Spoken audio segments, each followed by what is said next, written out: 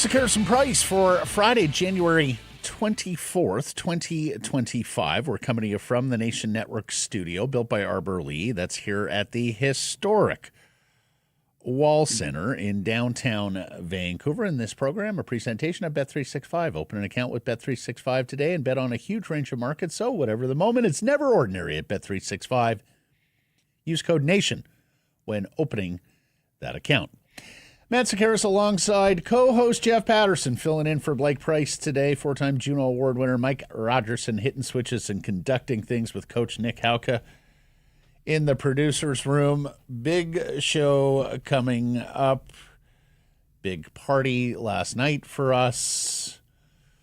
Big trouble. Big letdown for the Vancouver Canucks after a dispiriting loss to the Edmonton Oilers. We'll get to that in a second here, J-Pat. First, the Surrey Mitsubishi poll question. And we've gone big picture here because, Jeff, let's not forget, this season began with the Canucks-Oilers rivalry on the tip of everybody's tongues, right? Fantastic playoff series last year, 7 games, Canucks oh so close. How do you get over the Edmonton hump after their big offseason? We knew the Canucks roster wasn't complete, but hey, this management group, they do big trades in season, right? They'll get there. Looking forward to what's to come here in this fantastic Western Canadian rivalry. As we pass the midpoint of the season, the Edmonton Oilers are so far down the priority list for the Vancouver Canucks. We're asking, will these Canucks ever get past Connor McDavid's Oilers? Or, as older Canucks fans can attest, you basically had to wait out Gretzky and Messier and all those guys. They had to leave Edmonton before those Canucks were able to get past the Oilers. What do you think here, Jeff? Well, I voted no, and maybe it's the bitter taste of last night still lingering. And that was without McDavid, by the way. You may have heard he didn't play. There's some news there. Yeah, do you want me to explain why he didn't play? No, we won't go down that road. But honestly, Matt, my first sort of gut reaction to that poll question was replace Connor McDavid and the Oilers with Macklin Celebrini and the San Jose Sharks or Leo Carlsson and the Anaheim Ducks. Like the Canucks, with where they are right now, just sputtering. Like, they got to be careful here, big picture, that they don't get passed by some of those teams that are doing the full-on rebuild and want to believe that they're going to be on the rise here soon. Canucks in this absolute holding pattern, just can't get out of their own way. And it's not just McDavid, obviously. It's Draisaitl who, and I said this on Rinkwide last night, and I just want to say it again really briefly, and this is no slight to Quinn Hughes whatsoever, but I do think we have to end the Quinn Hughes for Hart conversation. Really? Even tracking as close to a 100-point defenseman? Or he won't get there because the game's missed, but they're not going to make the playoffs. Right. Like, there's got to be an element of team success. There does. And Leon Draisaitl's got 35 goals and 74 points. And again, just running the Canucks show there last night, as he does most nights. And again, without McDavid. Again, not a slight on Quinn. He's certainly in the Norris running. He is valuable to the Vancouver Canucks, but I just think with the way this team is circling the drain right now, that there does have to be an element of team success. I voted yes because I'm just loath to be defeatist. Yet it is becoming more and more difficult to see a pathway through the Edmonton Oilers for this core of Vancouver Canucks. And, of course, if you make a JT Miller or an Elias Pettersson trade that weakens the roster, maybe because you just don't get full value, maybe because you take some element of future pieces, then it gets even more difficult to see the Canucks climbing and getting over Mount Edmonton. And let's you're point out, right, too, Jeff. that- Vegas, like, look at the Western Conference. Unless you see it. Like, I mean, I don't think they give out a trophy for getting past the Edmonton Oilers. Well, you got to get past Edmonton in the Pacific, I understand right? Yeah, the that way the part, but playoff format is set now. Then you run headlong into Vegas. Right, yep. Or some of these teams in the Central. Yeah. And, like, think how good Minnesota's going to be when they're not paying, like, $14 million to Suter and Parisi to not play for them, let alone some of the other teams in the Central. I mean, Winnipeg, it's a damn good team. And they skate, and we know they've had the Canucks number because they got a speed element.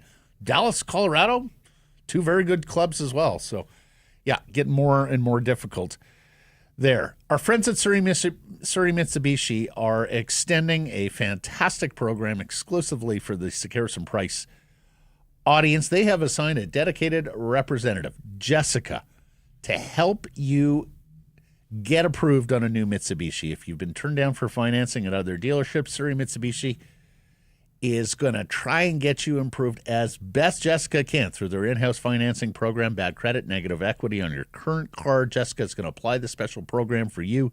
Do everything possible to make sure you're approved. Email Jessica at surreymitsubishi.com. Make sure you mention Sekeres Price. Some conditions apply. Surrey Mitsubishi, 13820. 104th Avenue. Can Jessica help the Canucks? Yeah. I mean, sounds like she's got her act together there. Yeah, Jessica, we have an underperforming Vancouver Canucks team. Is there anything you can do through the in-house fund? Our top story brought to you by Yellow Dog Brewing, Neighborhood Brewing, Foolish Winery. Coach Tocchet was as disappointed as ever, admitted, following Tuesday's loss to Buffalo. And his disappointment finds new depths in a 6-2 loss at Edmonton. Liked how Ben Kuzma, the province, phrased it, no bite, no fight. The disjointed, disturbing Canucks went oh so quietly into the Edmonton Knights. You knew the Oilers were going to come fired up, Jeff, missing their captain, feeling aggrieved by the Canucks and the NHL that Connor McDavid got his 3-game suspension and was wrestled to the ground in the dying seconds of Saturday's loss to the Canucks. And so, as Tocchet was talking about yesterday, hey, this is one of the games that gets your juices going, right? This is why you want to play in the NHL. Big games like that. Another meek, feeble response from this group. Right. So Tocchet didn't even so much challenge them as he tried to shame them after practice on Wednesday when he said it wasn't so much disappointment, it was frustration with this group. He was disappointed in them because of the third period against the Buffalo Sabres. And Matt, this is the response. 20 seconds into the hockey game, Ryan Nugent-Hopkins all alone in front of the net has a glorious opportunity. And the Oilers were just getting started, and maybe the Canucks were as well. So that was the response to a dreadful third period against the Buffalo Sabres, just like the Los Angeles Kings game was the response to the complete no-show in Winnipeg the week before. They've dropped 4 of 5 now. They've been down 3-0 in the first period in 3 of their last 5 hockey games. And they get the Washington Capitals tomorrow. Oh, yeah. Here's the other bit of bad news. The Washington Capitals and Alex Ovechkin arrive tomorrow with an NHL best 71 points. All right. Well, you and I were talking before we started the show here. If Rick Tocchet wasn't the reigning Jack Adams winner and secure in his position with Patrick Allvin and Jim Rutherford, and we do believe he is secure in his position. He made choose not to coach this team after this season. The Canucks may extend a low-ball offer, and he doesn't want to extend. But for the here and now, we think he's pretty secure in his position. And yet, for several weeks now, you have been hearing post-game comments or off-day, practice day comments from Coach Tocchet about, it's my job to get them going. My job to get them going. Well, after this one last night, Tocchet admitted nobody is having any kind of fun right now. Take a listen. Well, obviously, we want to have some fun, and I know guys are not having fun right now because we're losing, but, you got to – it's a responsibility in every individual to bring something, and I think we're not getting enough of that right now. So it's my job to get some of these guys to bring it. I mean, I'll admire him continuing to take on the blame and saying, put it on my shoulders. It's my job to get guys to bring it. But the conclusion, when you hear that as often as we have heard that over the last few weeks, is that some of these guys just aren't reachable. Right. And that is a concern. When a coach comes out repeatedly and says, it's my job to get through to guys, and says it for the 8th time, how's that working for you? And the proof's in the pudding on the ice. Ultimately, when the puck drops, like, yes, there's this element of preparation. Are they ready to go? A lot of nights it doesn't look like it. But it's not Rick Tocchet's fault that Filip Hronek just completely whiffs on the coverage of Zach Hyman on that opening goal.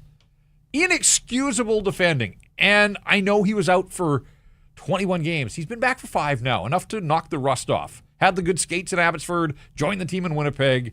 This is a guy that's getting 7.25. They've committed to him. He is their second best defenseman, and he gets absolutely schooled by Zach Hyman. Can't happen. But it did. You'd also like a save in that moment, too.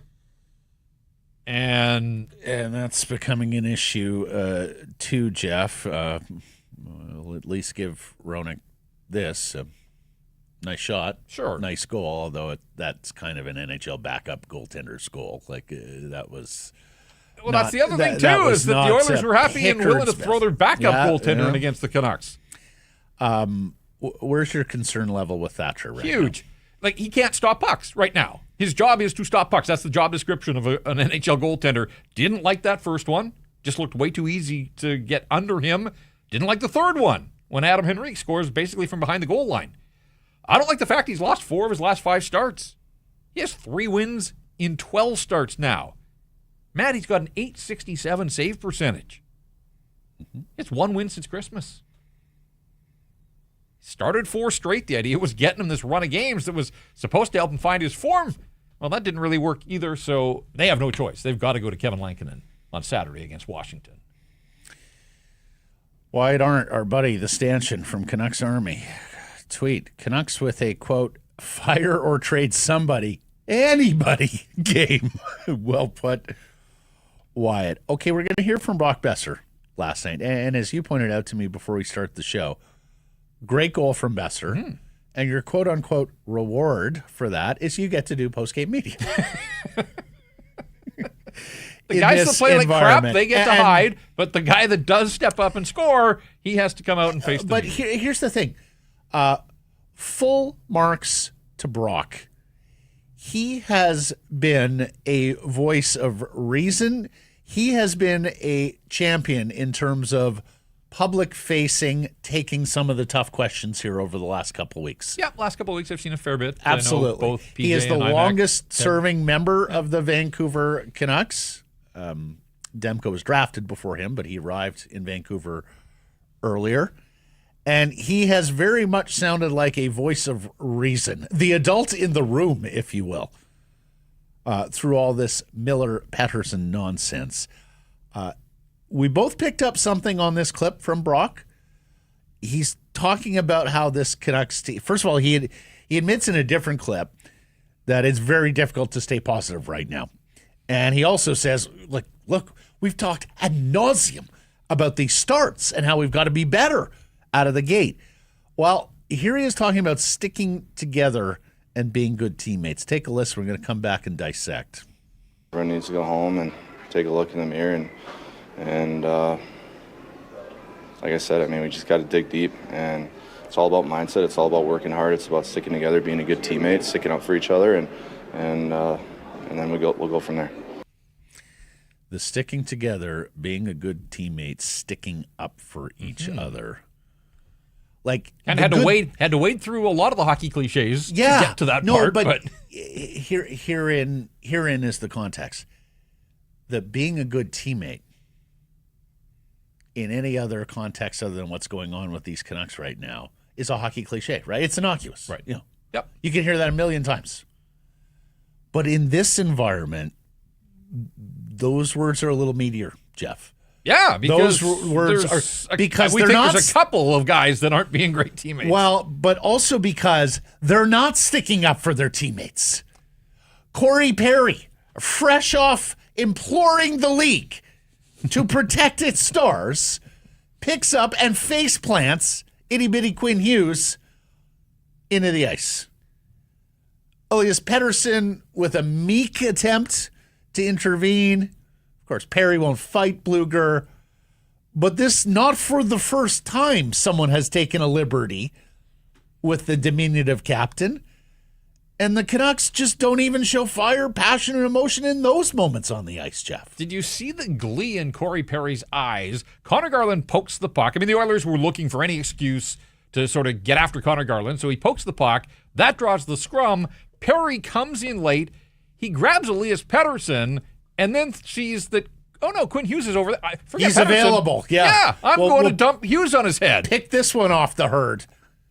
And you're right. And there wasn't much of a response there. Yeah. And Teddy Bluger, who just outside of penalty killing doesn't do much for this hockey club, a glove punch, big deal. Yeah. And Mark Friedman, I'm not sure. I think by then the refs had just forget it. You skated in the vicinity. You had ill intent, and we're punting you for 10 minutes. So yeah, look, you need some sort of pushback.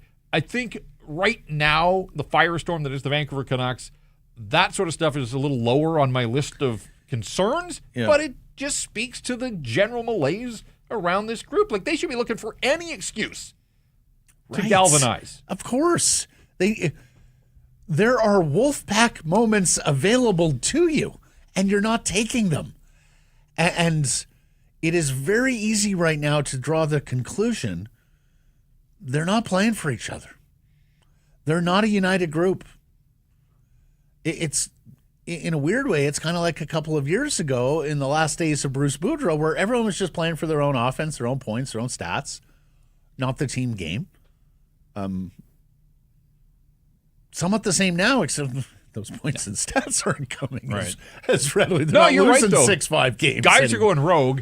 We should mention, though, we heard from Boeser there, I hope he puts that goal on his sizzle reel, because was Brock Boeser when he broke into the NHL. Yes. And if acquiring teams are wondering if Brock's still got it, then that might have got the attention of a few teams around the National Hockey League. That was a big-time goal scorer's goal. Absolutely. Beautiful goal.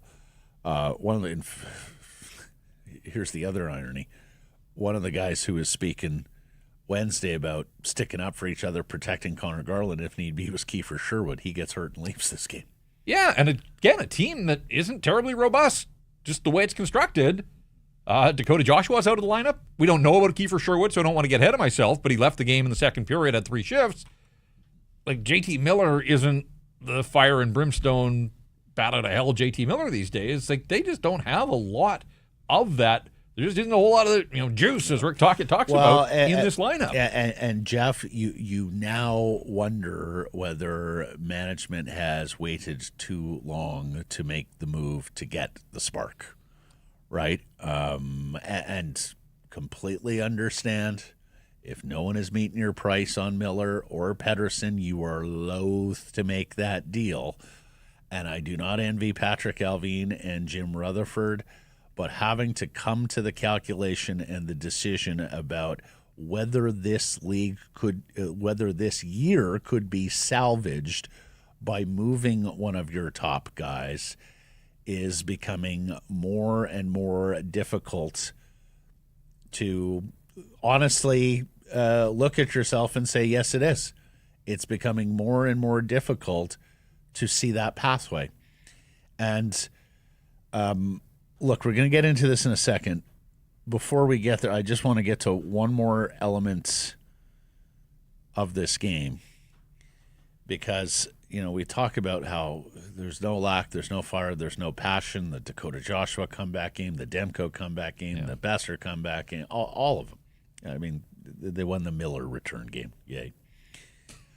But Rick Tocchet was praising Vincent Desharnais this week, saying he's been a lot better in the last 2 or 3 weeks. And he has. He has. As, again, our buddy Wyatt Arndt points out, a hat trick of minor penalties. Remember, this is someone the Canucks watched for an entire playoff series, get benched, and still thought, we can fix him. Management should be eating absolute shit for their approach to this defense to the defense this offseason. This is Desharnais against his former teammates back in Edmonton, where he was a little bit of a cult figure, right? And a big personality guy. Yep. And he's shockingly bad and completely overmatched in this hockey game. And Jeff, they signed him for 2 years. Right. It's not just this year. He's under contract for next as well. Matt, the Canucks took 4 minor penalties. He had 3 of them. And while he was in the box, the Oilers scored their 2 power play goals. So that is a tough night at the office. We've said this before. With the composition of this defense, you get out on the road, you can't shelter guys like Vinny Desharnais or Mark Friedman. And there's 2 of your 3 right side guys. Remember when the road record used to prop the Canucks up? They have 2 wins in their last 11 on the road as well. Not as good. Yeah, look, Tyler Myers has 1 more game to go. Who knew that Tyler Myers at this stage of his career was as valuable as he is? But it's obvious that, I didn't think I'd say this, but this Canucks team needs Tyler Myers in the here and now. But they won't have him against the Washington Capitals, the top team in the National Hockey League, on Saturday night. More on that in a second. First, Yellow Dog Brewing Penticton is now open. Come for beers you know and love. Stay for the handcrafted cocktails and the tasty menu items. They're open 11 to 9 Sunday to Wednesday and 11 to 10 Thursday through Saturday. For the love of dogs, community, and great beer, check out Yellow Dog Brewing Penticton. So Ovi in the Caps tomorrow as the Great 8 continues his chase of Wayne Gretzky's goal-scoring record. But I don't want to focus on that right now. I want to focus on a comment that Rick Dockett made last night after the game. Alert David Pratt. We have reached our first must-win moments of the year, yes. Jeff. Here we go. Here's Dockett from last night. You have to bring energy. I mean, I felt some guys did not have energy tonight for whatever reason. They looked exhausted, 5 or 6 guys. I'm not sure why. But we're going to have to get some rest here, and we got a big game against Washington. That's a must-win type of game. You always got to kind of have in your mind that I'm going to bring a must-win attitude. A must-win game against a team from the Eastern Conference. Against the best team in the NHL, though. Within the first 50 games of the year. Matt, the Caps are coming in on a 6-game win streak. They've given up 4 goals and have 3 shutouts in those 6 games. And it doesn't matter who they play in goal. Like they're going to have Logan Thompson's going to be rested because Charlie Lindgren had the shutout against the Kraken. Yeah. This is the must-win game for the Vancouver Canucks. And this notion of guys looked tired.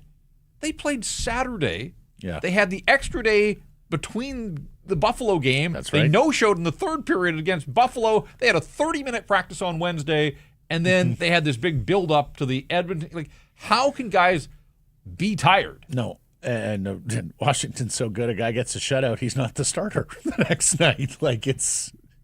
And wow. so... The must-win is actually Monday in St. Louis. That is your direct competitor. He's getting ahead of himself a little bit. He is a little bit, yeah. I get that this team needs a win, the idea of a win. I don't know if this is a must-win hockey game for the Vancouver Canucks, but we should say that Calgary was busy beating Buffalo, just like Seattle beat Buffalo, but the Canucks couldn't beat Buffalo. Calgary's now 3 up on the Canucks with a game in hand. Canucks are tied with the Blues. Utah's won 3 in a row. They're a point back, and this is where it gets really dicey. You know, and even Brock said after the game last night, we're still within striking distance. When you were just a point behind Calgary, and you were locked on the Flames, and you win and they don't, you can get back in front of them. If you're trailing 3 teams, we say this all the time. Like when it's a moving target, if you fall behind 3 teams, there's a pretty good chance that one of them is going to get on a little bit of a run at some point, and then now you're trailing that team by a significant margin. So I hate that we're back here doing this, looking up at the playoff bar. But you're right; it's not just the points between you and the last playoff qualifier; it's the teams as well. And for those, the Flames can't sustain it. No, the Flames may fall off the pace, but one of those other 2 teams very well may be the team moving forward here. So, look, especially Utah's got a lot of capital they could use at the deadline. There's word that Ryan Smith, who's opened more seats there in that arena, and of course they're pushing towards next year where they're going to have a team name. Although it sounds like Yeti and Yetis is trouble there with the trademark patent office. There. But, needless to say, like, what would making the playoffs mean for a new hockey? Like, the people of Utah would go crazy. The Stanley Cup playoffs is some of the best theater in all of pro sports. So I think Utah's going to get aggressive there. It's expected now. And this isn't an expansion team, obviously, but we saw what Vegas did in its inaugural season. You saw Seattle get to the second round of the playoffs. Like, yes, it's not just you've got a team. You're demanding playoff success early on. The other thing there is the GM, Bill Armstrong, is not of this owner's hiring, so I think he realizes he's got to get going there as well. So Utah, a team to watch. Hey, the Canucks are better than all three of these teams we're talking about. I know. But if the best players, look, another quiet night for Elias Pettersson. No shots on goal. He hit the post, but otherwise didn't notice him. He had a shift early in the first period. He was moving his feet, and he was all over. I'm like, okay, keep it up. Good things will happen. JT Miller gets an assist. He's just so quick to wallflower. At least he just retreats into the background of the proceedings so quickly, so easily. I watch him on a lot of nights. And I want to be careful how I phrase this, because this is how it appears. I'm not saying this is how it is at all. But he looks like a guy that is on the bubble to stay in the National Hockey League and might pack up and head to Europe to continue his career. Again, I'm not saying that's good, and I'm not suggesting that. That's what it looks like. We know what kind of personality he is, but so reading the body language, but you're quite right. Like, if you didn't know him, you'd be like, oh, that guy's not trying. Like, if you walked in off the street to a game last night and somebody said, pick out the $11.6 million guy on the Vancouver Canucks. Well, you'd say Quinn Hughes. It's got to be Quinn Hughes. I thought JT Miller was quiet. I don't know that we're talking enough about Jake DeBrusk again. Streaky, but he's gone 8 without a goal. It was a power play goal in Montreal. He doesn't have a 5-on-5 goal in his last dozen hockey games. Yeah, and my understanding is Jake and Pettersson have gotten along really well. Like, my understanding is Jake moved, knew why he was coming here, to play with Pettersson, to be the goal-scoring winger for Pettersson. That, at least personally, that those two are good. They're really tight, because again, and I hate that we're talking about this. It's so precious, but, Elias is finicky about who he plays with. I remember you telling me that years ago. I was like, what? Really? Yeah. No. Well, now you got your winger, and you're still not producing, and and now neither is he. It works both ways. Okay, I got a couple questions I want to ask you here, J-Pat. The rare opportunity to have you here long form in studio co-hosting. What's their bigger problem right now? Elias's lack of production, or the lack of suitors or value for JT on the trade market? I think it's Elias Pettersson. I think it's Elias Pettersson now, and I think it's Elias Pettersson moving forward. That if they do move JT Miller, and we've said this a couple of times here recently, if BD thinks that the heat's on him now, what happens when they move Miller and clear this path for him to be the guy, and yet his performance on the ice just, I see a lot of people doing these countdowns now from basically been a year since he's gone into shutdown mode. And he's a 55-point player over the last 12 months. Like, it's just head-scratching stuff. But I think, they need him now. They need him for the duration of this contract if he's going to be around here. So I think, for me, all roads lead back to Elias Pettersson. Sure. Are they getting the offers that you want on JT Miller? No. But part of that's, look, JT Miller, I don't even know what JT Miller is right now as a player. I don't. And I think teams would have some concerns about that as well. He does not look anything like this unstoppable force that he was so often last season. I know that people have pointed out he's alternated good years and bad years. He's an even year player. So Jeff, but I have some real concerns. I have some significant concerns because of this. He was never a fleet of foot player. I mean, he's got decent short area quickness, but this is not a guy who is going to routinely beat people with speed or burst. he's also not very robust, not very strong, especially upper body and core.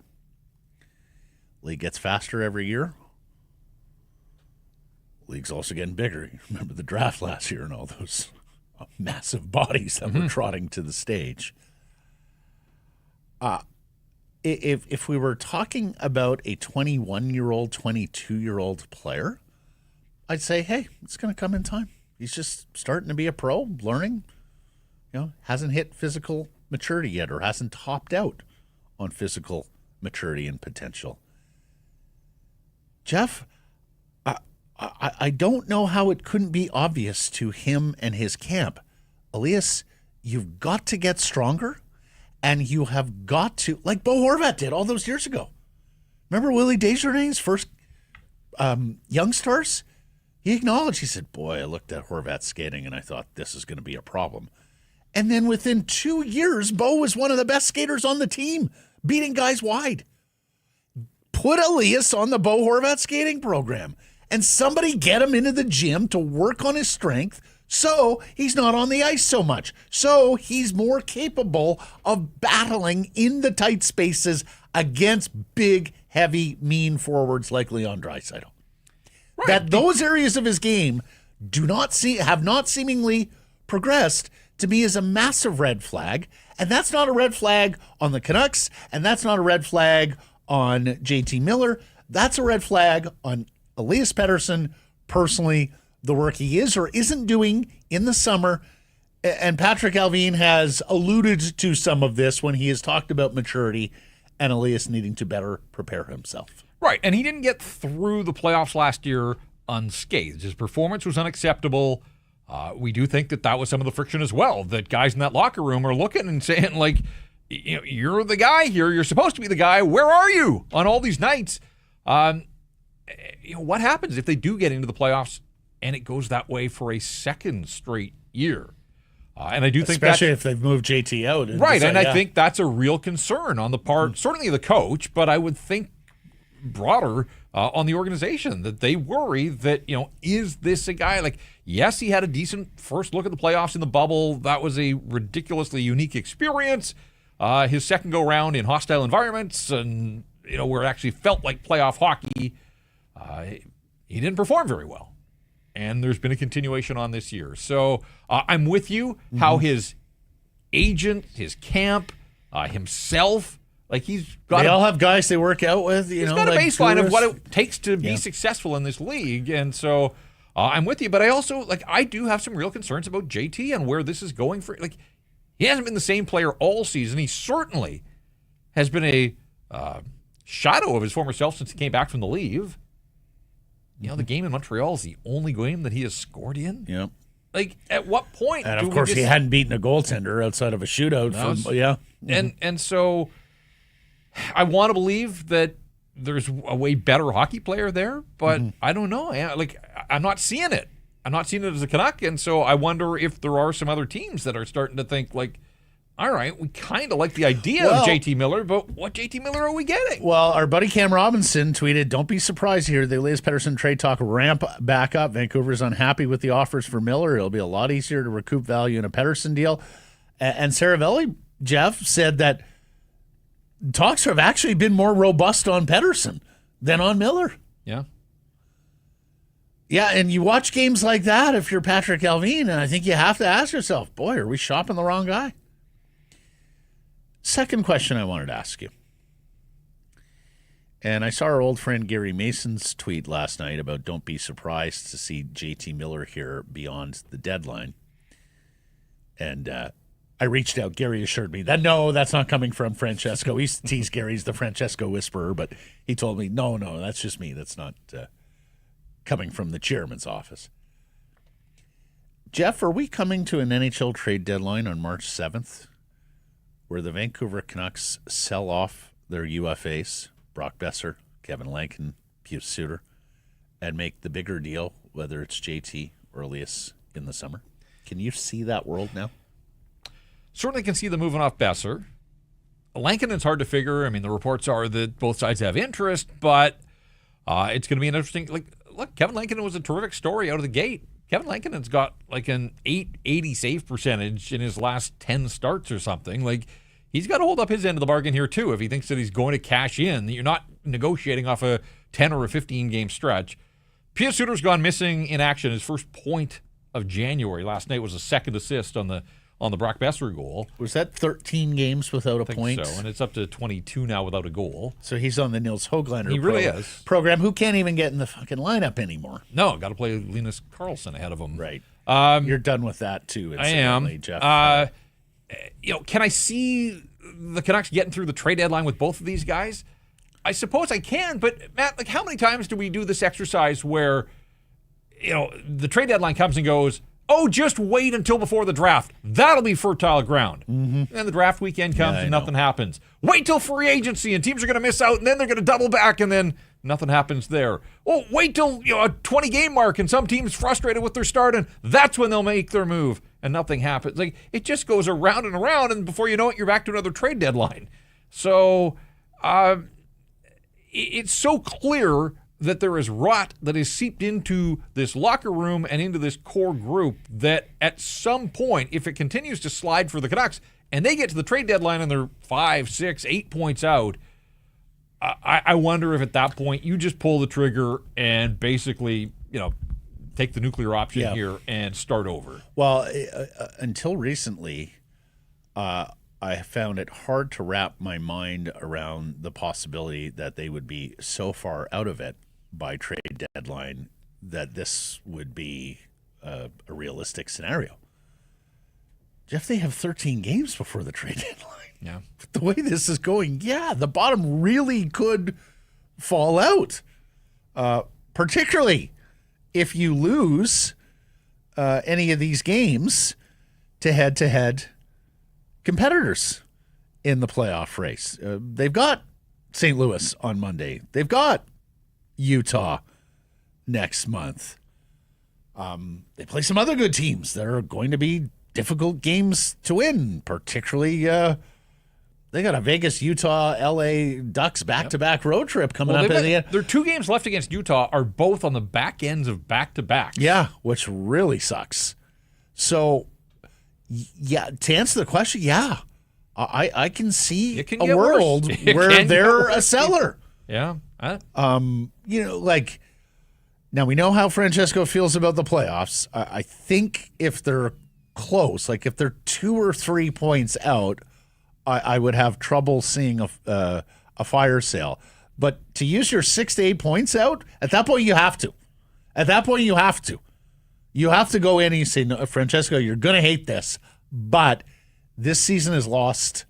And we're not deep enough in organization because we have traded off a lot of future pieces to get where we are. We're not a deep enough organization that we can afford to go through this deadline and lose a Boeser, Lankinen for nothing. Another bit of business here. Our friend Canucks News Summaries, 11 teams could fit JT without making cap-wise. Columbus, Calgary, Anaheim, Nashville, Buffalo, Utah, the Rangers, Kings, Blackhawks, and Canadians. Dallas as well if they put Tyler Seguin on LTIR. Every other team would have to send salary back. So just want to put that because Carolina and New Jersey, it's going to require roster players' salary coming back in some way, shape, or form. Some of the other teams there on Miller can do it a little more easily, which feeds into what we were just talking about. Like, is there a world where you take a futures deal, a purely futures deal for JT Miller? We'll see. And look, I'm not knocking Corey and his calculations, and he does a terrific job summarizing what's out there, but JT controls the process here. He's not going to Calgary. I don't care if Calgary of course. can fit him. He's not going to a lot of... I mean... Well, we say that, Jeff, but frankly, I think there's... First of all, earlier in the week, Saravelli said, I believe it was Saravelli, could have been Elliott, said there's actually more markets out there that JT would say yes to than you might think for a guy with a no move.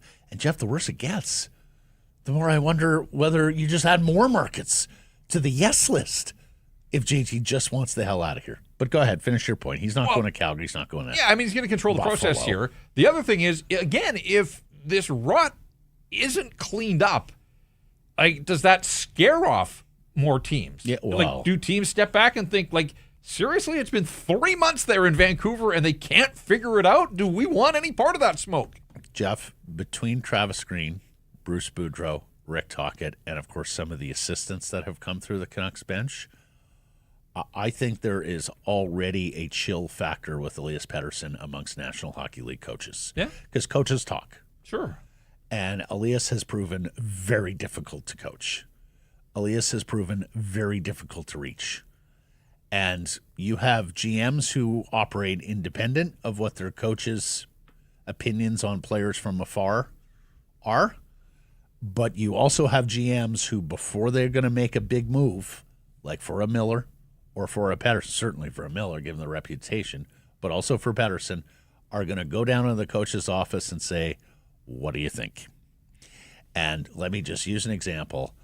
I would bet that Patrick Waugh in New York thinks Barzal may not be a perfect player, but I know him.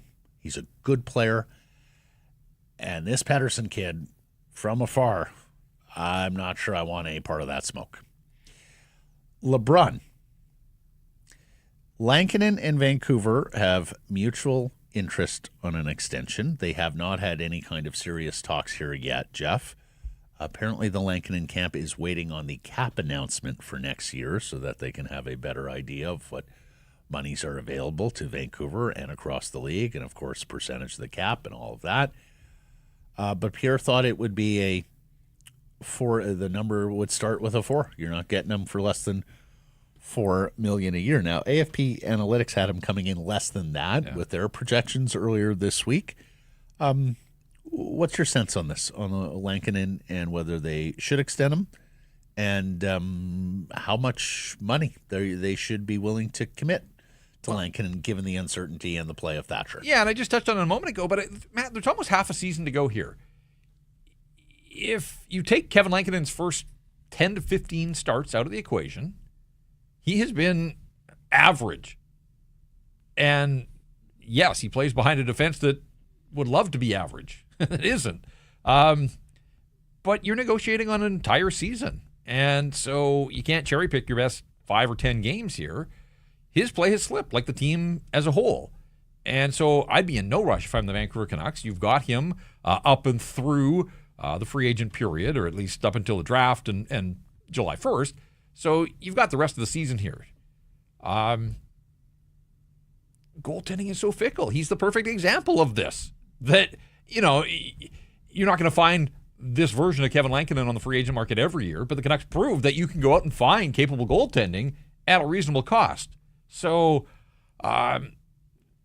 do I think that Kevin Lankinen is going to play for $1 million again next year? No. I think he'll be looking for a raise, but I would totally slow the roll on something in the neighborhood of $4 million for this player right now. Do you have? We talked about this yesterday. I mean, Ian Clark, I'd put the mortgage that he's not back with the Vancouver Canucks next year. But in a world with no Ian Clark, in a world where Artur Shilovs took a step back at the NHL level at least, and we'll see what he can do the rest of the way, would you feel okay about Shilovs as the backup next year? Do you have trust in the Canucks to be able to develop a backup goaltender who plays on the cheap for Thatcher, or are they just going to have to be back on the market, trade or free agent, to find a Lankinen replacement? Is the other guy in Abbotsford ever going to get a look? Tolopilo? You know, I don't know. I'm no goaltending expert, but I just wonder if he gets an opportunity at some point. I mean, Shilovs is still young. He's 23. I think there is room for growth, but do I have confidence in him? Not the way it's gone for him at the National Hockey League level this season. He had the opportunity. He had the ball, and he fumbled it. And that's why he's back in Abbotsford now. So, you know, goaltending is a massive issue for this group in the short term, but also with where Demko is contractually and with his health. And who would have thought that? Because not long ago we were saying you potentially have 2 goaltenders who could steal you games in a playoff series. But I asked you, like, is there a more fickle position in pro sports Yeah, it's than an NFL running back and a starting goaltender in the National Hockey League. Like, you can be at the top of your profession for, a year or two? Yeah. Like, Philip Grubauer was a Vezina finalist a couple of years ago with Colorado Avalanche. Like, how? Like, Ben Bishop and Robin Lehner were Vezina finalists 5 years ago. They're both out of the league. It comes and it goes pretty quickly. It does. It does. Lastly, really like this down in Abbotsford. Did you see what I they're did? doing? Yeah, Yes. I'm glad you brought this up. The Highway 1 wall. They have dedicated space now at Abbotsford Center for a wall that, you got photos here, celebrates Abbotsford Canucks players and staff who have earned at least one game on Vancouver ice. It's a nod to the 66 kilometers of Highway 1 that connects Abbotsford and Vancouver, a daily reminder that everything they do is part of a bigger journey, the hard work, the resilience that defines Abbotsford's team and community, and, of course, a little sugar, a little shine for those who do get the call up to Vancouver. As they wrote in their post on this, we are proud to grind, proud to grow, proudly Abbotsford. Nice touch by Ron Johnson. Put Tolopilo on the damn wall. And I don't know if that's going to happen, but how about this one? And we talked about this a little bit on Rink Wide. DPD is up. He's on the NHL roster. Yep. Defense was a disaster in Edmonton. You've got the Washington Capitals, the top team in the National Hockey League, coming through your building. Do you dare throw the rookie to the Wolves and give him? Who are we sitting? Oh, take your pick. Desharnais or Forbert are both. Or sorry, Wow, Desharnais. we gotta. Desharnais and Friedman are righty. Right, that's the problem. And it's the lefty-righty thing. It gets a little complicated. But Tyler Myers is back on Monday. Like, this is sort of your the spot, right? Yeah, it can happen again Put it down this way, the road Jeff, after from later date. No. Oh, If it means having to play Forbert on the right side for a game, is that what we're talking about? Susie is probably the guy that would slide over. Sure, why not? Can't be any worse. It can't, right? After last night, no. Desharnais, by no rights, like there is no merit for Desharnais playing. And if they sat him, he couldn't. Like, he would have no defense. No. I mean, number one, strikes me as an affable enough chap that he would understand. But no, there would not be a single solitary piece of soil under his skates to stand on. Let's get to today's menu, brought to you by Greta. First, a programming note about Monday's show. With that early start in St. Louis, a 4:30 start in St. Louis, we're going to be live at 11 a.m. 11 a.m. on Monday. Irf Gafar sitting in for Jeff, so we'll be live at 11 a.m. Monday because of the early start. And we have a whole lot of thank yous after what was a heck of a night at Greta last night for the Canucks Army viewing party. Jeff was there early before having to skedaddle and cover the game. Rogerson was there late, too late, as a matter of fact. So late he was late to work this morning.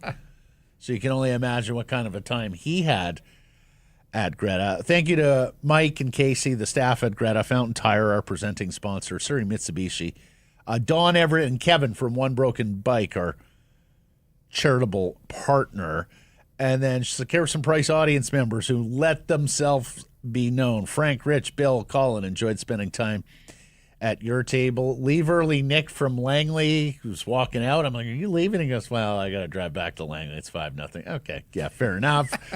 Weber, Choya, and Ching, thank you for the photo. Or some old pals there as well. Or Kurt Appleby and his crew. Yeah.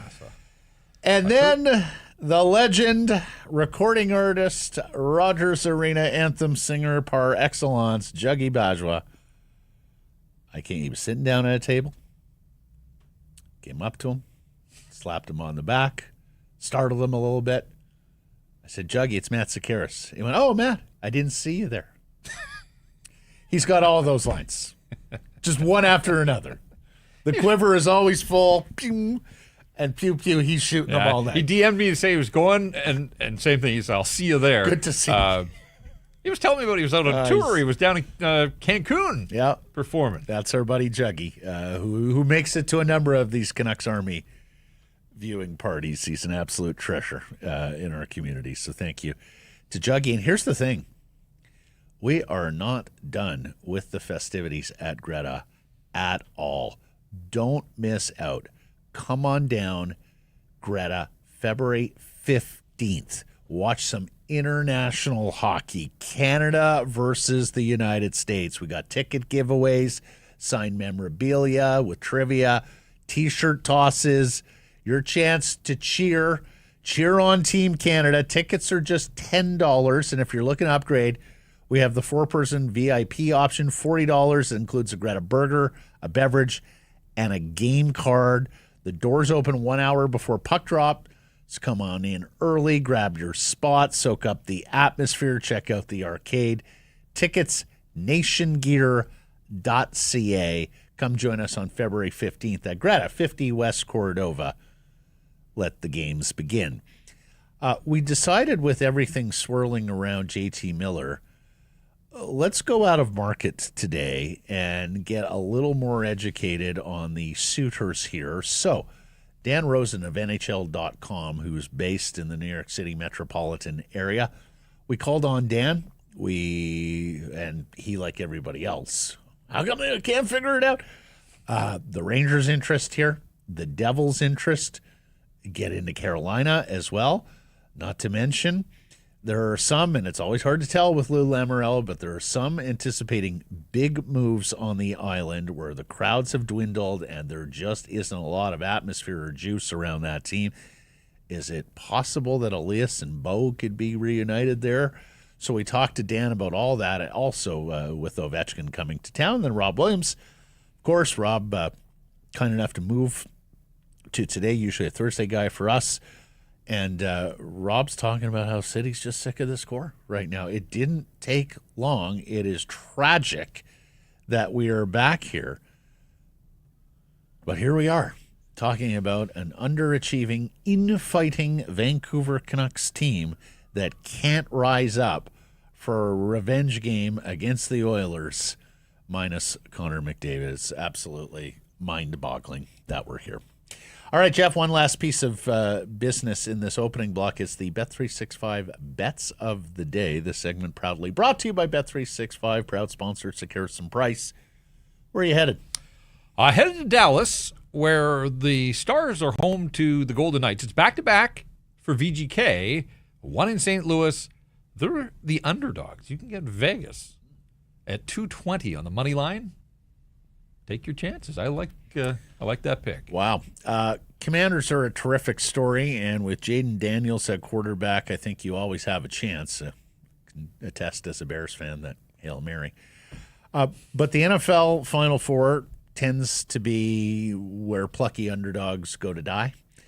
I'll allow that Nick Sirianni's coaching in an impotent Eagles passing game could provide a pathway for Washington to win the NFC Championship game. But I'm going to bank on that Philly defense, Jalen Carter, that terrific young secondary, and, of course, Saquon Barkley coming off just another ho-hum 200-yard rushing day. Eagles -6 in the NFC Championship game. Open an account with Bet365 today. Bet on a huge range of markets. So, whatever the moment, it's never ordinary at Bet365. Use code NATION when opening that account. Dan Rosen of NHL.com on the Rangers and the Devils. Their interest in JT's coming up next.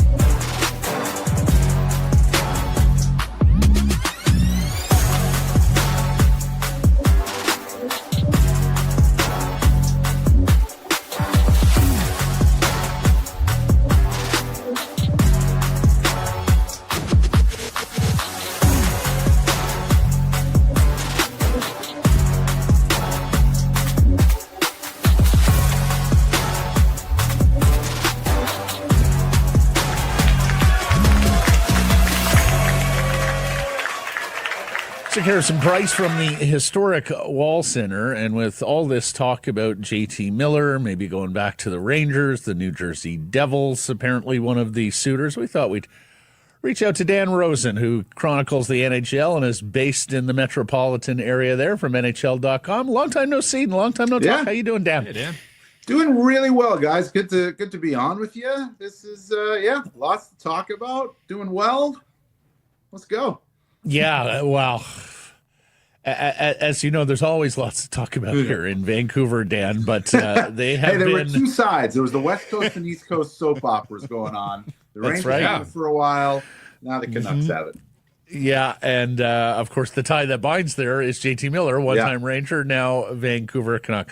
First of all, what have you made of the situation here in Vancouver watching from afar? I can't figure out why it can't be worked out. Like that to me is the thing that I don't understand. You have a really good player who is a huge part of your team in JT Miller, and a really good player who's a huge part of your team in Elias Pettersson, right? Mediate this. Figure it out, because they're not winning a trade. You know what I mean? Like that's the thing and maybe it's far gone. Maybe it's too far gone. Again, I'm not in the room, don't have all the information, if you will, right? But that's the thing that keeps coming back to me is like, why can't this be worked out?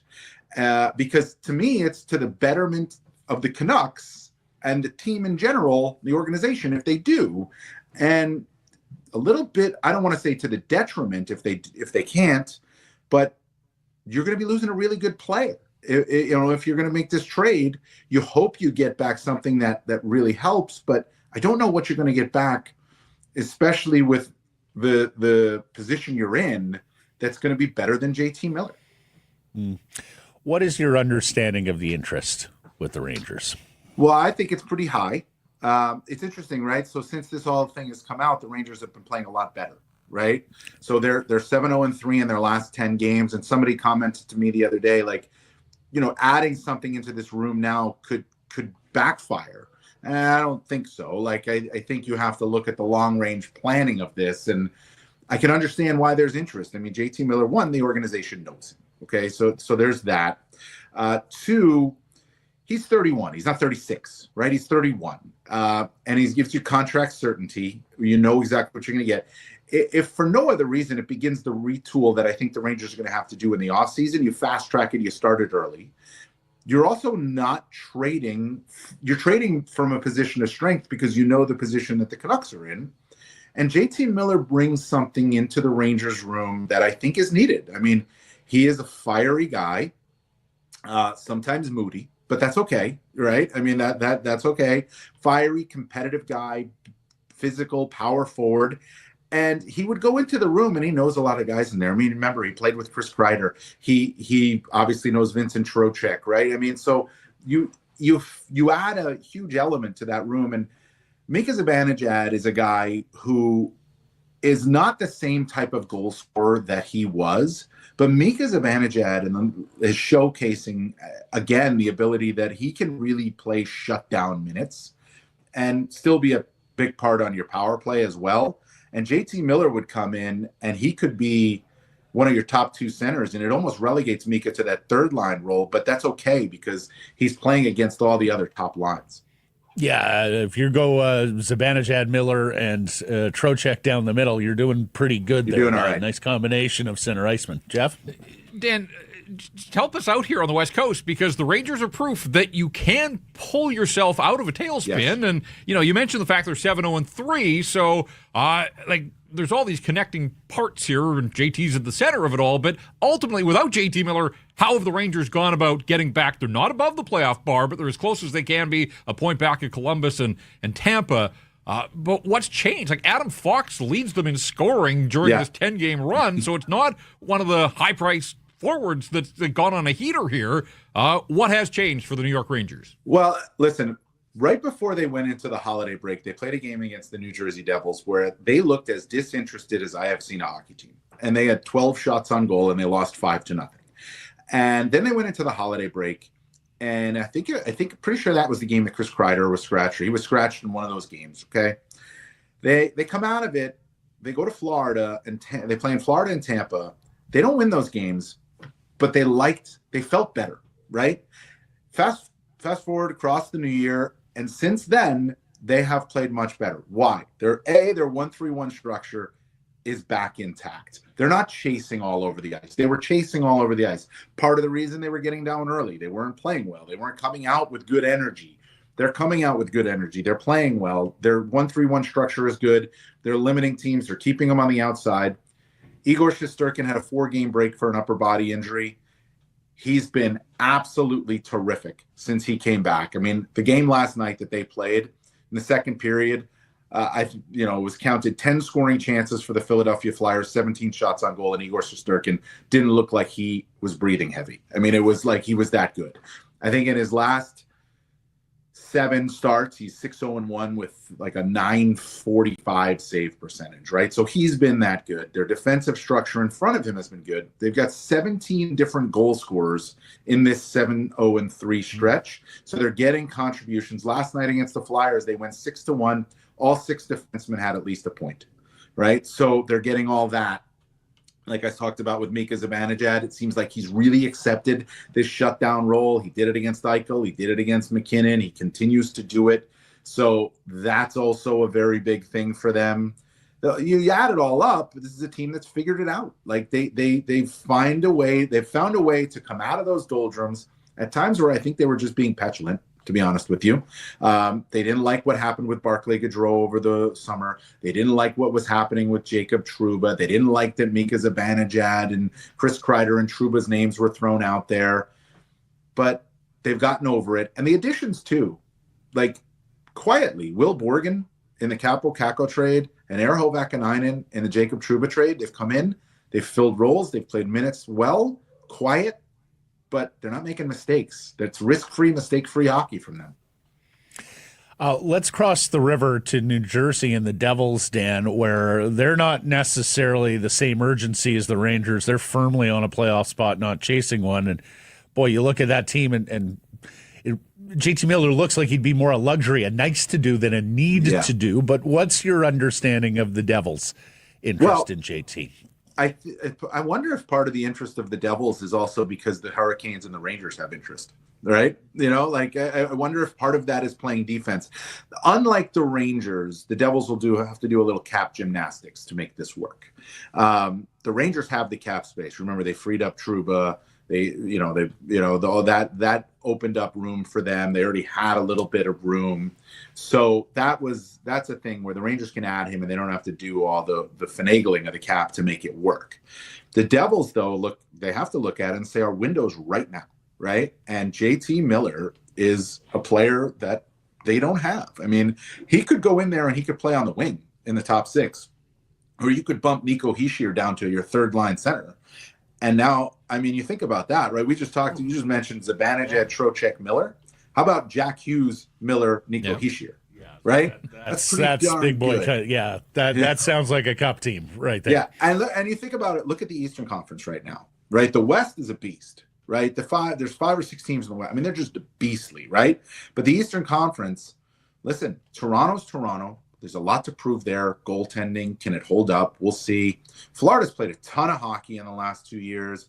Have they kind of hit a wall a little bit? Tampa's not the same. Carolina's good, but listen, without JT Miller, they're not as good, right? So they need a player like that. They don't have an elite scorer. Washington has been terrific. There's a great story. Is it hold up for the length of the season? Does it hold up in the playoffs?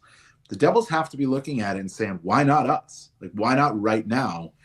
And why not right now for a long time if they add JT Miller? Well, and I want to talk to you about Ovi and the Caps in a moment because they're here against the Canucks on Saturday.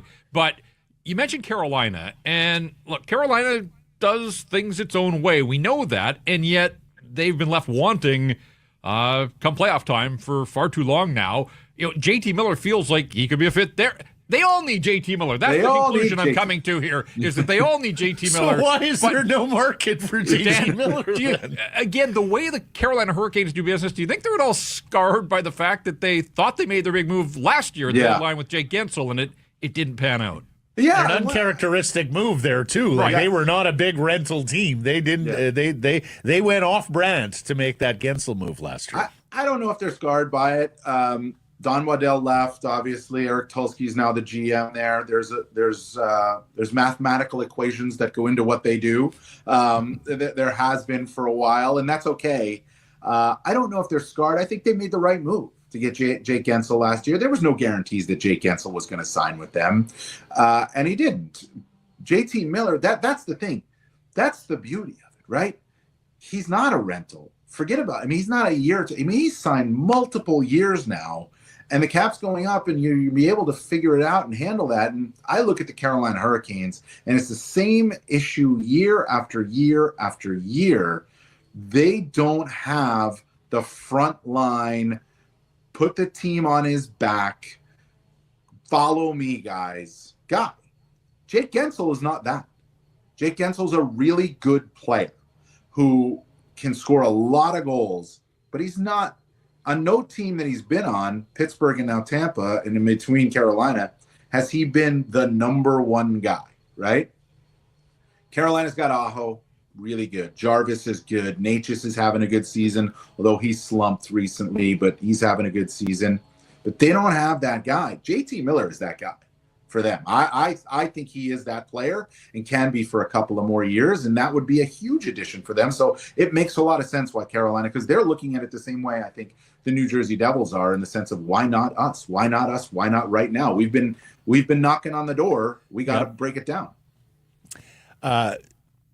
Got to touch them all here, Dan. So we'll come back across the river over to the Islanders. And look, for some people, the Islanders are one of the declared sellers here, although nothing gets out in the Lou Lamoriello organization.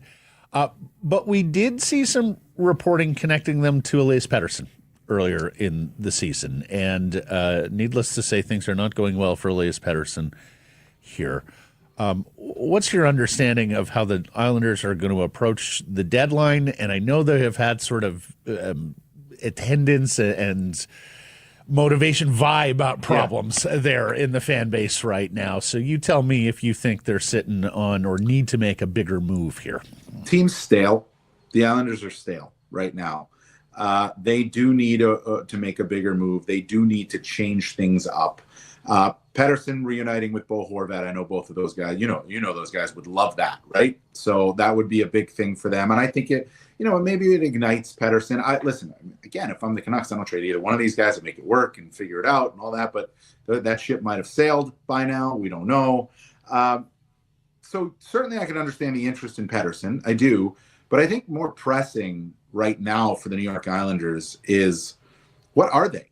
And they may be the team that is borderline in the playoff race in the Eastern Conference that should be all-in sellers, right? I mean, Brock Nelson, you could get a lot for Brock Nelson, I think. Yeah. Brock Nelson he's a Swiss Army knife centerman, can play the wing, center, power play, penalty kill, scores goals, big guy, shut down if you want, whatever you need. I look at teams in the West like Dallas or Minnesota. They need a Brock Nelson, right? The Islanders should trade Brock. I'm firm belief. I think Brock Nelson's a heck of a player. I don't think he's going to re-sign with the Islanders. I think the Islanders need to trade him. And to be honest, I think they should trade him before the Four Nations face-off. Because what happens if you don't? Then he goes there. What happens if he gets hurt? Now you get nothing, right? So, and let's not forget the Islanders have been bitten by this before. John Tavares got hurt in the Olympics. I think Rick DiPietro got hurt in the Olympics way back when. So anyway, I think they need to be looking at that. Kyle Palmieri's another one that they could be looking at. They've got JG Pajot's got a year left, I think, but look at that too. It's a team that's gone a little stale. And Pettersson would be a real nice addition if you can make it in season, but it also might be something you look at in the off season too. As your retool, if you will, once you figure out what's your roster going to look like at the end of this season. All right, let's get to Ovi. Yeah. I mean, obviously, the league, I'm sure you guys have plans on how you're going to sort of count down those final couple of goals. Great chase. But you think? But you talked about mathematical equations. So He scores an empty netter last night in Seattle. He's 19 to tie, 20 to be the guy and break the record. 2 of his last 3 have come into empty netters, and people that have watched him closely since he came back from the injury say that he's not moving particularly quickly. Now, speed's never been his thing, but is there enough runway? There's 35 games to go, I guess, for the Caps here in the regular season. He needs 20 to break the record. He has slowed a little since coming back from the injury. Is there enough runway this year, or is the chase going to get pushed into next season? I think there's enough runway this year. So Tom Delaney, who covers the Capitals, based out of Washington, our senior writer with NHL.com, based out of Washington, he's all over this. And I'm going to tell you right now, if this bleeds into next season, Tom may lose it. Okay. So he may. It's a busy summer. Yeah. Somebody said, I hope Ovechkin goes. I think it was John Buccigross said, I hope he gets close and falls one short. So next year it could be like Penguins Capitals in the opener and he gets it there. And Tom was like, no, absolutely not. Please no. Right. So listen, I think there's enough runway left. Empty net goals count. It's funny. I was actually at the Winter Classic. I was hosting. Well, I was like moderating a discussion at the Fan Fest. Gretzky was in it with Darren Pang and Denny Savard, and Gretzky was talking about like all the guys always jumping for empty net goals. He goes, if not for empty net goals, Ovechkin wouldn't be that close, right? But they count.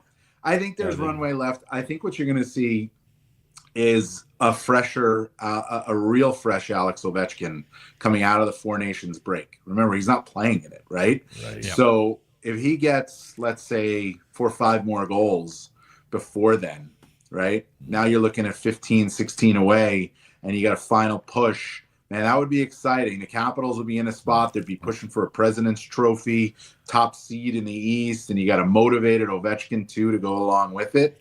That'd be a heck of a thing to watch in March when we're all just watching the playoff, the snail's race for some of these bottom parts of the playoffs. I'd like to see Alex Ovechkin chasing that and get it this season for Tom's sake. Well, it's just incredible that we're having this discussion because, 25 years ago when I started in this business, Gretzky was the untouchable across the board, right? Yeah. Nobody was going to get there. And needless to say, Ovechkin has had a remarkable career and can easily be described as the best goal scorer of all time. And by the end of this year, that might be minted. Dan Rosen, you're a heck of a guy and do a heck of a hit. Thank you for the time, sir. Great to catch up and all the best here going forward. Thanks, Dan. Appreciate it, guys. Thanks so much for having me on. If you are struggling with things like managing stress, anxiety, relationships, or divorce, reach out to the counselors at Advanced Counseling. Book your free initial consultation today at advancedcounseling.ca. So, Harrison Price from the historic Wall Center, and this next segment brought to you by Pacific Toyota Dealers. The 2024 Toyota BZ4X, the ideal Vancouver car, the ultimate commuting vehicle with access to the HOV lane. It's 100% electric. You plug it in at home overnight and you never see a gas station. Incredibly spacious, legroom for days, can handle any terrain, so you can take it from the city to the slopes. And with the digital key, you can run this car from your phone. And when you choose the BZ4X, you can get up to $12,500 in rebates and incentives, and you can now finance the BZ4X from 0.19% APR for 36 months. Visit shoptoyota.ca or your local Pacific Toyota dealer. Go visit them today as we welcome in Rob Williams, the national sports editor of the Daily Hive and its Offside Sports Vertical. Talking about vehicles. Vertical. They've got an off-road vehicle? Rob's Daily Hive is an empire worldwide. Is Rob booting around down in the Cybertruck? You let us know what the engineers at Daily Hive have come up with. That was a spicy week on social between Vancouver and Edmonton, Rob. Oh, man. My Twitter mentions are just a tire fire. Like Oilers fans all week. I spent this week just trying to understand Edmonton. Like, they were so mad, so furious. And I really was just trying to understand why they were so mad. What conclusions did you draw? Well, okay, yeah. I mean, it was just sort of like this wild ride where you can kind of see like the narrative shift and everyone going towards it. So it started with, obviously they're upset with what happened with, at the end of the game on Saturday. And the first narrative was, okay, McDavid's going to get suspended, but Myers was worse. Like, they needed everyone to know that the Myers one was worse because McDavid was mad and Myers wasn't mad. And then I heard some other people try to say that Garland got McDavid in the helmet, or it was just just leaping to, like, I don't know, these logical leaps. I'm surprised Edmonton wasn't out of, didn't miss the game because of a lower body injury. It was a wild ride where it was like they were acting as if McDavid had been cross-checked in the face. I almost wondered, like, poor Evan Bouchard, like, nobody seemed to care that he got cross-checked in the face. In Edmonton, they were more worried about McDavid getting tackled and held by Connor Garland. And it was a whole wild ride of this. And I feel like the most hilarious part was yesterday. Then Edmonton yesterday got really angry that Vancouver was suggesting that Connor Garland was public enemy number one. And they were going, Edmonton does not care about Garland. They only care about the NHL. And I was like, okay, well, watch if they boo him tonight. Of course they booed him. Of course. Anyways, what great theater. It's been a while since we've had like a rivalry to really sink our teeth into. Just wish the Canucks could hold up their end of the bargain a bit more here, because what a clunker in Edmonton. Man. Well, it feels like we're right back to like pre-last year now. It's just gone off so far off the rails. Well, we'll talk more about the on-ice product here in a sec, but you had me and then you lost me for a sec when you said the most hilarious part was you didn't even mention the statement on Tuesday. The statement, Rob. Fair point. The statement was chef's kiss. Yes. Yeah, it was like, again, it was like I had to remind people, like, guys, McDavid didn't get cross-checked in the face. He cross-checked someone else in the face. I mean, from where I sat, it was like, look, the Garland tackle and all that stuff was a very smart play. Even if the ref had called a penalty, like, Garland wasn't doing that knowing that the refs weren't going to call a penalty. Garland was doing that thinking that the refs were going to call a penalty, right? And it was more than happy to take one in that situation. Anyways, he copped to it post game on Saturday too. Like he said, it's the best player in the world. Like, I thought I would basically just drag him down. Like, he wasn't trying to hide behind anything. It was like, I did it. Yes, I did it. Maybe the honesty was part of the problem here, Jeff. Maybe. That hockey code told that he should shroud it. I don't know. I have to see it on video. I wanted to live in a parallel universe this week, guys. And look, if the Canucks were playing a little bit better and there wasn't as much noise and heat around them, like, I wanted to see them lean into it where, Connor Garland posts a video wishing Connor McDavid a speedy recovery from something, whatever. Like, in a different time, I think that these two could have had some fun with it. Canucks aren't much fun right now. Rick Tocchet said as much post-game. But, like, I would love to have seen the Canucks at the home game against Buffalo have some sort of, like, a book of condolences that fans could have signed outside section 104 and that they could have hand-delivered to Connor McDavid when they went to Edmonton on Thursday night. But alas, we don't live in that world. That's pretty good. You should run marketing for an NHL team or two. Guys, I actually think that's the problem right now, is that Edmonton got angry about this and used it as fuel to really come out of the gates strong on Thursday. And this Canucks team, they're not united. They have no fight in them. They've got nothing to rally behind. They couldn't, in no world could they use this to really get behind. And it really shows. Like, to me, that's the X factor right now, where they don't have that juice because they're not a team right now. They're just a collection of guys. You just hit it, Rob. That is absolutely it. You knew if you were the Vancouver Canucks that they were coming out to settle a couple of scores, right? The scoreboard and the McDavid injustice, if you will. Perceived. Yeah, exactly. So, it was plain as day. I mean, Coach Tocchet yesterday morning talking about these are the games you want to play in. These are the games with the intensity and emotion. Nobody wants to play in the no-hitter, playing out the string April games. And yet still no response. And we've seen this throughout the season in a number of games where you thought the emotions would get going. There'd be a little bit of juice. Dakota Joshua coming back from cancer surgery. Thatcher Demko coming back from 2 months off. Boeser coming back from the concussion. Lekramaki scoring as a young player. Okay, let's build up the nothing seems to get the emotions stirred for the Vancouver Canucks right now. Are you beginning to think that this just could be a lost playoff-less season? I mean, it's kind of a turtle derby right now for that last spot, right? So they're not that far off, but I mean, maybe they squeak in and get the last playoff spot. I can see it. I could see them doing it because they, based on talent, they should. And draw Winnipeg. Yay! Exactly, right? But to what end here?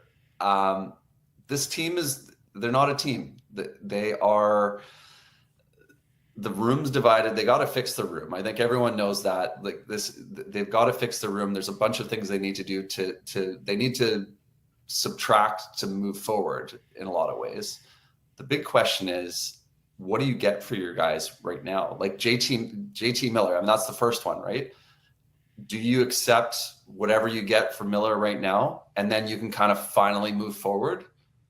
Or are you accepting pennies on the dollar? And are you probably, and I think they probably are better off if in a Miller trade, like in a vacuum, by probably waiting till the end of the season, dealing him then when teams have more flexibility to fit in a big contract. You've also got teams that maybe have missed the playoffs and want to do something big, or you've got a new general manager somewhere.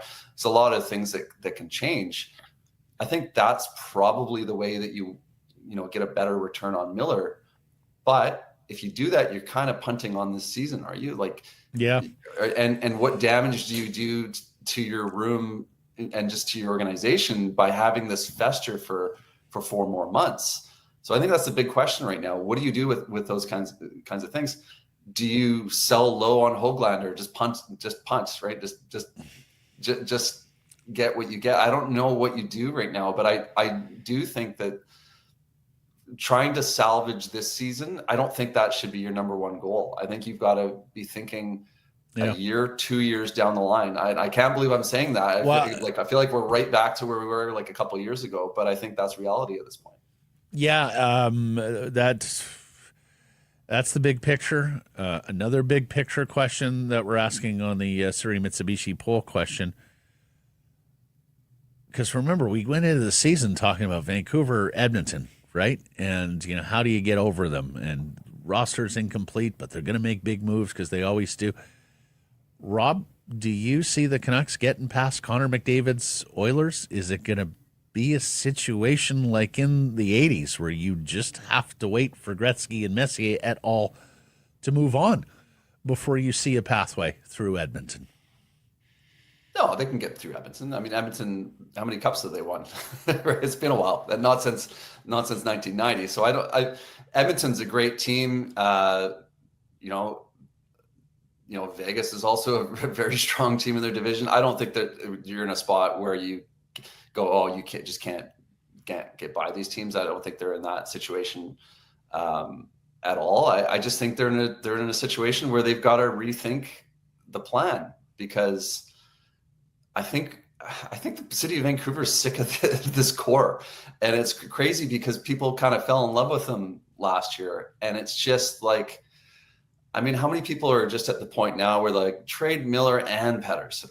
Like they're just so sick of it, right?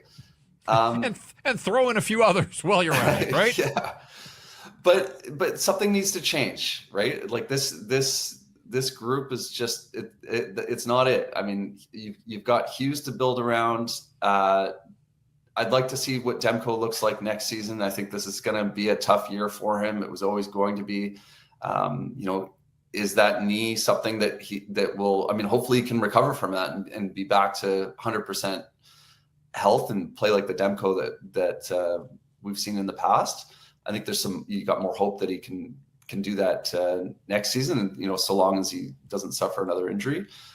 Beyond that, though, how many years do you want to commit to with Boeser?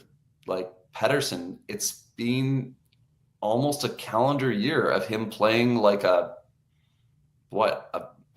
mediocre second line center. Like, if that, it's been a long time for some of these guys. They've got a lot of things to fix, a lot of things to clean up. And I think, but above all, like, your room needs to be good. Like, that's the X factor here, is that if your room is divided, if your room is messed up, if you're not all pulling on the rope in the same direction, a lot of ways, it doesn't matter how much talent you have on your team, you're not going to go very far. So Patrick Allvin comes out Monday and spoke for 20 minutes, didn't really say much, but as you've parsed through what the general manager, and look, we don't hear from him very often, was there anything in there that he did say that stuck out, or anything that he didn't say that you wanted him to say on Monday afternoon? There's a lot he didn't say. Patrick Allvin is the king of saying a lot of words without really saying much. I think if you read between the lines, though, on a lot of what he's saying, they're not happy with this group either. And I think everyone knows that, it's no secret that they're trying to trade JT Miller. So he didn't really come out and really throw support in any direction, maybe with the exception of Rick Tocchet. He did give Tocchet a vote of confidence.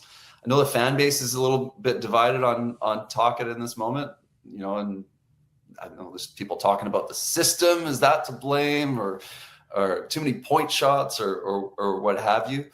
I think this management group is still right behind Tocchet. I think they're going to, shuffle the deck on the roster that he has and give him a new look to move forward with. So if anyone's waiting for Tocchet to be fired, I'd be pretty surprised if he's not behind the bench next season. Yeah, I'm with you there, Rob. I think things would have to get precipitously worse from here for them to actively change coaches. Now, off season is another matter here. If I asked Jeff this in the opening block, what's their bigger problem right now? Elias's lack of production, or JT's lack of value or suitors on the trade market? Those are both pretty significant problems now. And it has more people, and we've seen this pick up now the last couple of days. And let's remember, it's always been on parallel tracks. They have been willing to listen on Elias as well. And if Elias delivers value where JT can't, given what you're seeing from him on a night-to-night basis now, you tell me, buddy.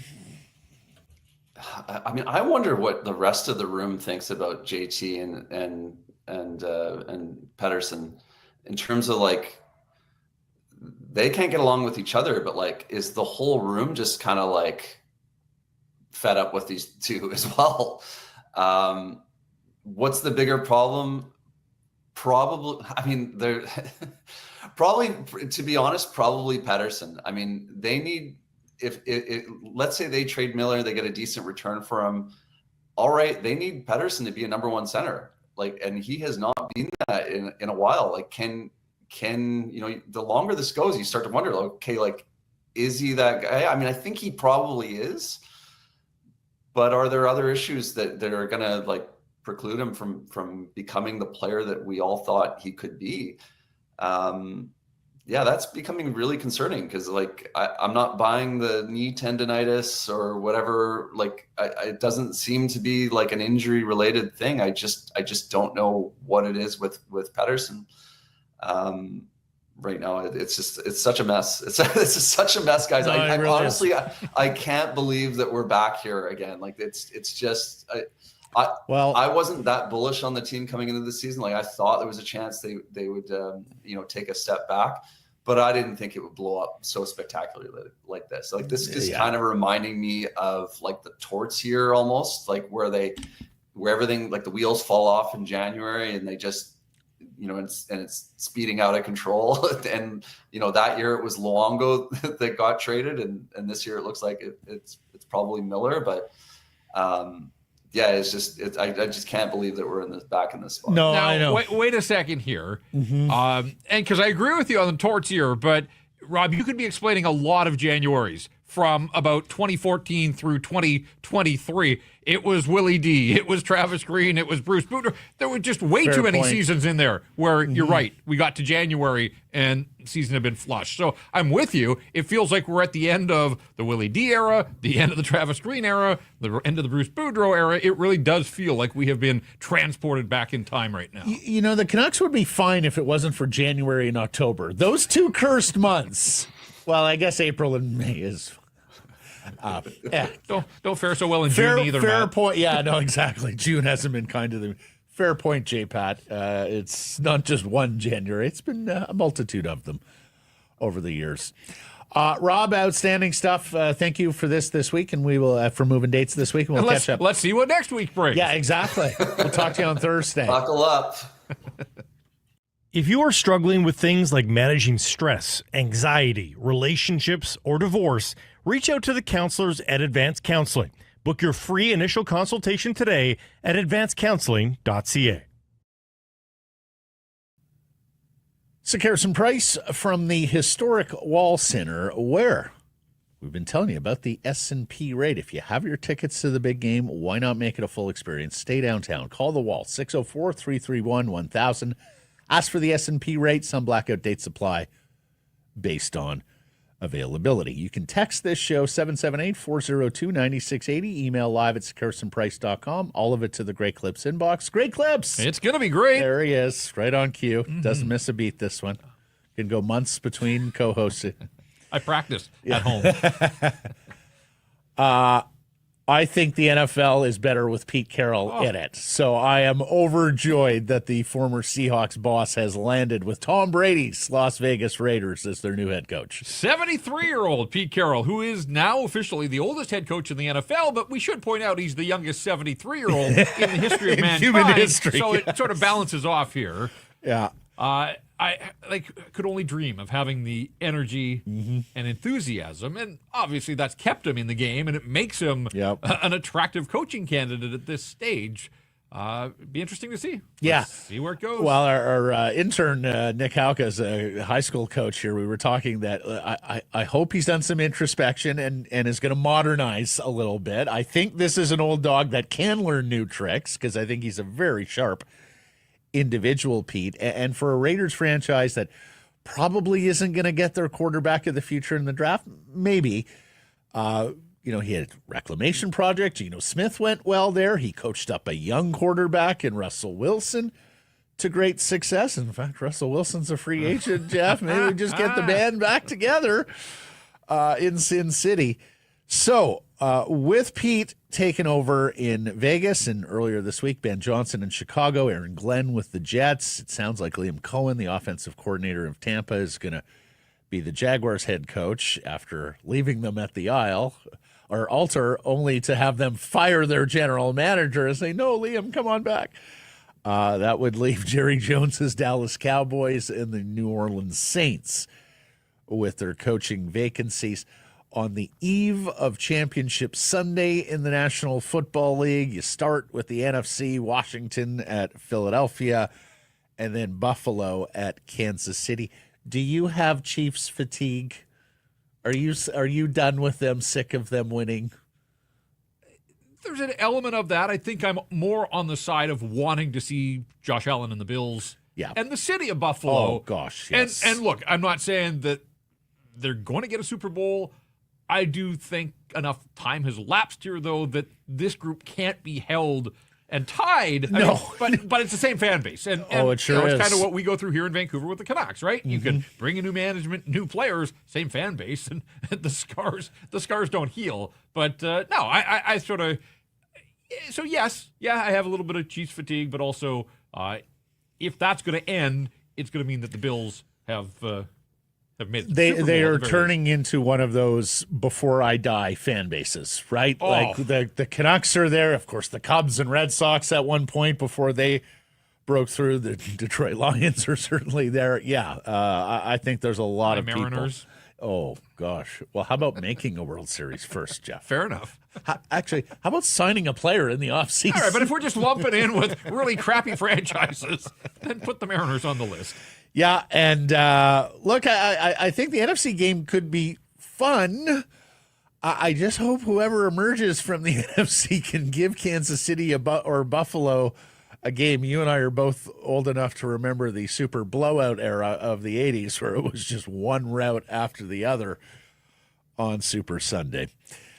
Back for another year with the BC Lions, offensive lineman, Canadian offensive lineman Andrew Pearson. He's been a valuable piece across a couple of positions, 69 regular season games for him since coming here from his home in Kingston, Ontario, and a couple of weeks before the free agency window opens in the CFL. Still no re-signing of Justin McInnes. We'll be monitoring that with new GM Ryan Rigmaiden. I know you're a big tennis guy, Jeff. We were both talking.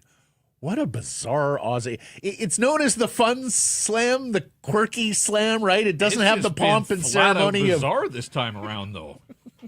And now Joker pulls out of the semifinal with a tear in his leg. Boy. This after an 81-minute first. Like, good, dear God. That is a lot of tennis. I just wonder, like, at this stage of his career and at his age, like, how does this kind of injury heal and how does it affect him moving forward here? So, yeah, and he unfortunate. Had caused news earlier in the tournament by saying he wasn't agreeing to interviews with Channel 9, the host broadcaster in Australia. Don't think he told the fans to kiss his ass, though, the way that that American did. He didn't like the way one of their editorialists had characterized the Serbian fans, and so he had refused to do interviews. Ben Shelton, the American player, had some issues with the questions being asked on court. Tends to be a little cheekier on court, not quite as formulaic as the on-court interviews at other Wasn't that where Jeannie tournaments. Was asked to do the twirl? That was where Jeannie was at. Can you give us a twirl? Like when I think it was inappropriate then, like, and a few years later, like, what? So yeah, ugly Americans, ugly interviewers. It's been quite a fortnight in Melbourne, and we're left with Sasha Zverev going for his first Grand Slam against Jannik Sinner, who's got a couple of them, including last year's Aussie Open, and the two-time defending champion Sabalenka on the ladies' side, who won the U.S. Open last year. She's going for two in a row. American Madison Keys, and we were also looking not a lot of U.S. wins in the Grand Slam since Serena Williams. No, and obviously the biggest shoes in the world to fill. Nobody was going to step in, but you're right. There's a void there, without a doubt. Poll question results. Surrey Mitsubishi poll question results from Thursday. We asked you, would beating the Oilers be a statement win for the Canucks? Some people got the statement reference. Others did not. Yes or no? What did the people say, Jeff? I'm going to say no. Correct. 54% said no. Hassan from Burnaby, the Leafs game was a statement. No, wait, the Florida game. Wait, no, the Colorado game. Surely the last Oilers game. You see my point? We see your point.